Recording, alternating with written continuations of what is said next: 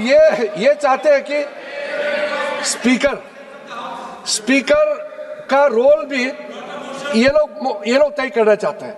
ये चाहते हैं कि यह कुर्सी पे कौन बैठेगा ये भी ऑपोजिशन तय करना चाहते हैं। क्या दुर्भाग्यपूर्ण है कि ये स्पीकर का रोल भी इन लोग लेकर के अपना अधिकार लेना चाहते हैं। सभापति महोदय, आज विपक्ष की ओर से जो प्रस्ताव लाया माननीय अध्यक्ष ओम बिरला जी को पद से हटाने के लिए अविश्वास प्रस्ताव जो लेके आया, पिछले सत्र में इन्होंने दायर किया था और चर्चा के लिए आज यहाँ आपने अनुमति दिया है।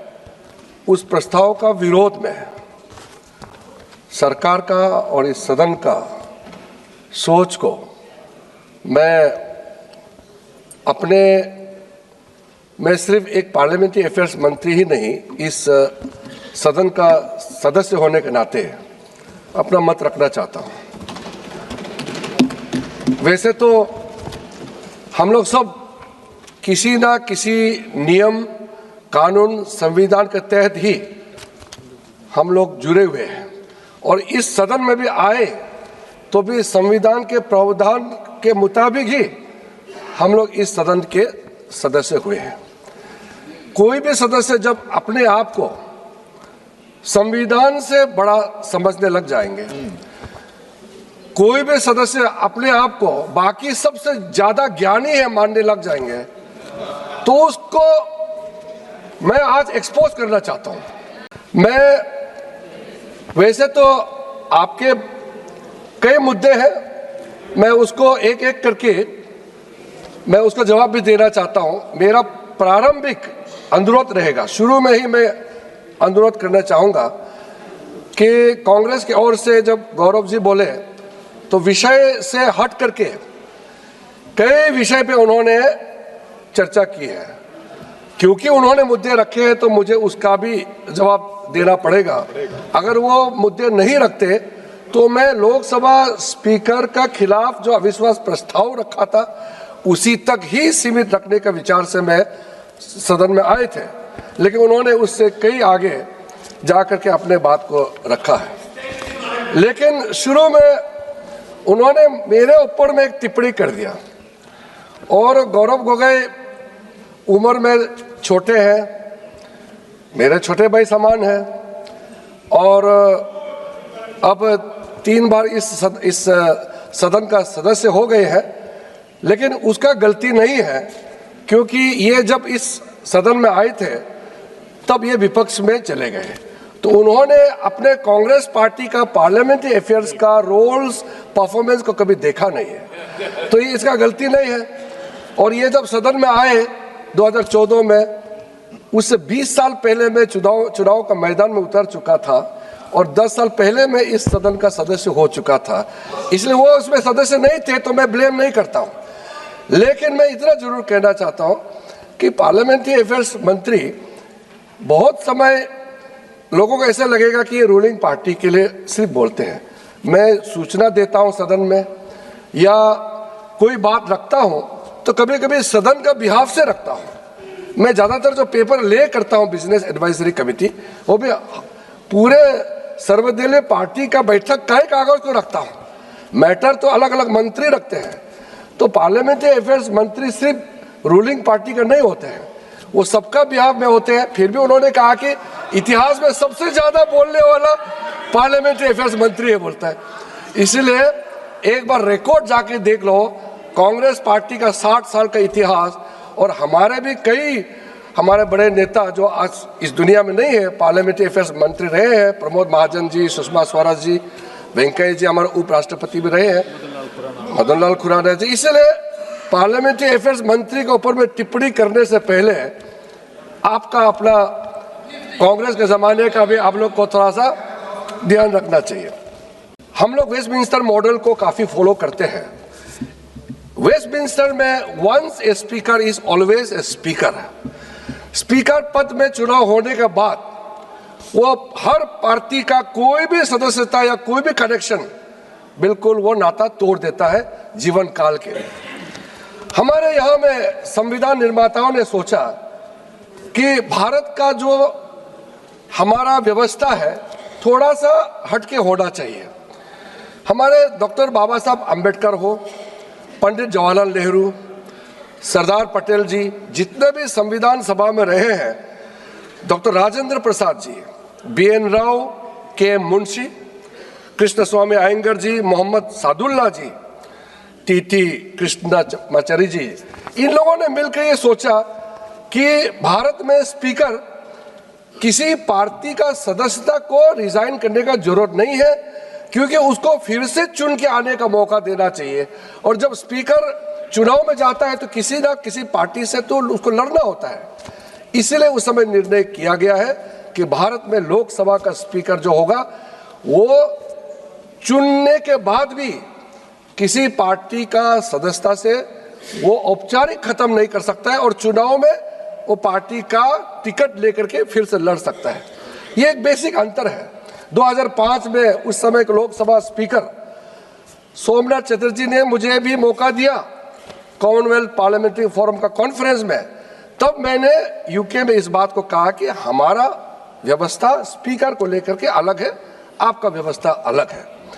इसलिए स्पीकर अगर सरकार से तालमेल करता है, मंत्री से मिलता है, अपोजिशन से मिलता है, वो इसका इंटरेक्शन होता है तो उसमें रोक टोक नहीं है। लेकिन जब चेयर में बैठते हैं तो उसका रोल इम्पार्शियल होना चाहिए, इसमें कोई दो मत नहीं है। लेकिन जब संविधान को आप देखेंगे और इस सदन का रूल्स को आप देखेंगे तो स्पीकर का कोई भी निर्णय को आज तक किसी ने चैलेंज नहीं किया है। तो उस दिन मुझे दुख इस बात का लगा, जो नेता प्रतिपक्ष यहाँ खड़े होकर के, ये रिकॉर्ड का प्रोसीडिंग में है, आप लोग देख लीजिए, उन्होंने कहा कि मुझे इस सदन में बोलने के लिए किसी से परमिशन नहीं चाहिए। ये रिकॉर्ड में है और ये मेरा अधिकार है इस सदन में बोलने का। हमारा नेता प्रतिपक्ष का अभी पिछले फर्स्ट पार्ट का ही ये मैं बात बोल रहा हूं, उन्होंने कहा इस सदन में बोलने का मेरा अधिकार है, मुझे परमिशन नहीं चाहिए। तो मैं सोच रहा था कांग्रेस पार्टी में कई वरिष्ठ लोग भी हैं, नेता प्रतिपक्ष को क्यों नहीं समझाया?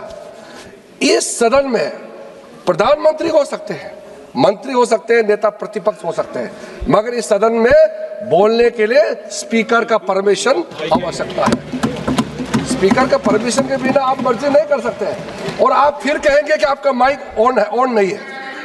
परमिशन दिए बिना आप अपने आप को स्पीकर से भी बड़ा आप समझेंगे तो मेरा कोई उसमें इलाज नहीं है। दूसरा, सर 115A में, रूल्स 115A में ये भी प्रावधान है कि जब बोलने के लिए हम लोग सूची देते हैं, हर एक पार्टी किस विषय में कौन बोल रहा है सूची हर पार्टी देते हैं। और ये भी छूट है कि अगर कोई पर्टिकुलर मेंबर पार्टी का तरफ से नहीं, मैं अपने आप नाम देना चाहते हैं, वो भी दे सकते हैं। और जो स्पीकर को सूची नहीं दे करके भी स्पीकर को नजर को मिलाने के लिए, to catch the eyes of the honourable speaker, जो स्पीकर घूम के देखते हैं तो उसका नजर को दिखाने के लिए मेंबर हाथ भी उठा सकते हैं और अपने सीट से उठा सकते हैं स्पीकर का अटेंशन ड्रॉ करने के लिए।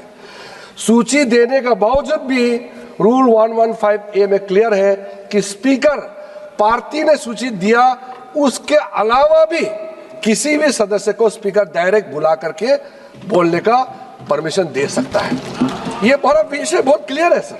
मैं इसलिए जिक्र कर रहा हूं क्योंकि आज बार बार लीडर ऑफ अपोजिशन को बोलने नहीं दिया जा रहा है और स्पीकर को, अथॉरिटी को जो चैलेंज किया जा रहा है, इसको लेकर के मैं ये सब बताने मजबूर हो रहा हूं। इसके अलावा सर कुछ रेसिडियल पावर भी होता है सर। स्पीकर का पास कुछ रेसिडियल पावर होता है जो कि रूल्स ऑफ प्रोसीड्योर में मेंशन नहीं है, कंडक्ट ऑफ बिजनेस में मेंशन नहीं है। जो आज कई बार उठाया कि जब डिप्टी स्पीकर नहीं है और स्पीकर के खिलाफ नो कॉन्फिडेंस मोशन लाया गया है, कौन चेयर करना चाहिए? संसदीय परंपरा में कई चीज पहली बार होते हैं, इसलिए कन्वेंशन बहुत बड़ा एक तो विषय होता है। ये चाहते हैं कि स्पीकर का रोल भी ये लोग तय करना चाहते हैं। ये चाहते हैं कि ये कुर्सी पे कौन बैठेगा ये भी ओपोजिशन तय करना चाहते हैं। क्या दुर्भाग्यपूर्ण है कि ये स्पीकर का रोल भी इन लोग लेकर के अपना अधिकार लेना चाहते हैं। सभापति महोदय, जो रूल्स में मेंशन नहीं है, किसी भी चीज का क्लैरिटी नहीं है, अगर पहले बार विषय आया है उसका भी निर्णय करने का अंदर रूल 389, अगर कोई मैटर क्लैरिटी नहीं है तो भी उसका निर्णय करने का फाइनल अथॉरिटी ऑनरेबल स्पीकर के पास होते हैं। इसलिए आप लोग हमेशा, आप लोग जो है इतने सालों से आप लोग रूलिंग में रहे हैं, 2014 के बाद आप लोग विपक्ष में चले गए, तो आप लोग इतना बेचैनी होने का आवश्यकता नहीं है। ये लोकतंत्र है, हम तो मर्जी से तो आया नहीं है। जनता, भारत का जनता जो चाहेगा वही होगा।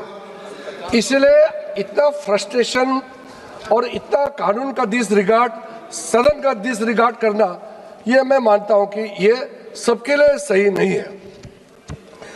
हम लोग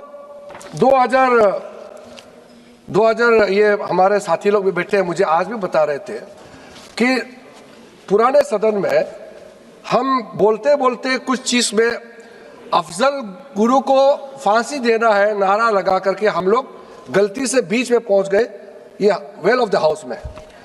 हमारा नेता प्रतिपक्ष लाल कृष्ण आडवाणी जी ने इतना डांटा हम लोगों को, इतना डांटा कि 2004 का नवंबर महीने में हम लोग जब यहाँ अदालत पहुंचा तो भी इतना डांटा, मुझे भी पुकार के कहा तुम नए सांसद हो, उस तरफ जाना नहीं बिल्कुल, वो ट्रेजरी बेंच का जगह है, अदालत से इधर ही रहो, नहीं तो अपना जगह से प्रोटेस्ट करो। आज तो सदन आते ही लोग पूरा प्रधानमंत्री जी के आगे आ जाते हैं। हम लोग ने, हमारा एनडीए भारतीय जनता पार्टी के सदस्यों ने कागज फाड़ के कभी भी स्पीकर कुर्सी को हम लोग ने नहीं फेंका है। आप पूरा इतिहास देख लो, हमारा पार्टी कभी भी सेक्रेटरी जनरल का टेबल में चढ़ करके हम लोग ने कभी नाचा नहीं है। हम लोग ने कभी भी ऐसा नहीं किया जो इस सदन। आज ये मुद्दे लेकर के आने के लिए उसमें थोड़ा सा हम बिंदु में जाना चाहते हैं। संविधान 118 में स्पीकर को क्या अथॉरिटी दिया गया है? स्पीकर इस सदन का जितना रूल्स ऑफ प्रोसीड्योर और कंडक्ट ऑफ बिजनेस जो भी इस सदन में चलते हैं उसका फाइनल अथॉरिटी लोकसभा अध्यक्ष ही होते हैं। इसका अब लीगल कॉन्टेक्स्ट में देखा जाएगा, आर्टिकल 122 अनुच्छेद 122 भारत के संविधान में देखा जाएगा तो स्पीकर का कोई भी निर्णय को किसी भी अदालत में भी चैलेंज नहीं कर सकता है। सुप्रीम कोर्ट का एक रूलिंग आया था, सिर्फ शेड्यूल 10 जब डिस्क्वालिफिकेशन का सवाल आता है मेंबर्स का, सिर्फ उसी मुद्दे पर स्पीकर का डिसीजन को कोर्ट में रिव्यू कर सकता है, अन्यथा लोकसभा स्पीकर का डिसीजन वो फाइनल होता है। इसमें मैं बहुत ज्यादा और उस उल्लेख नहीं करना चाहता हूं, लेकिन कुछ चीजें होते हैं जो स्पीकर और सदन में कभी कभी मैंने देखा है स्पीकर के ऊपर में ऐसे टिप्पणी कर देते हैं, कभी रिकॉर्ड में आ जाते हैं, कभी रिकॉर्ड में नहीं आते हैं। स्पीकर निष्पक्ष होते हैं, ये भी सब जानते हैं, लेकिन स्पीकर किसी एक दल से आते हैं, खास करके रूलिंग पार्टी से आते हैं, ये भी सब जानते हैं।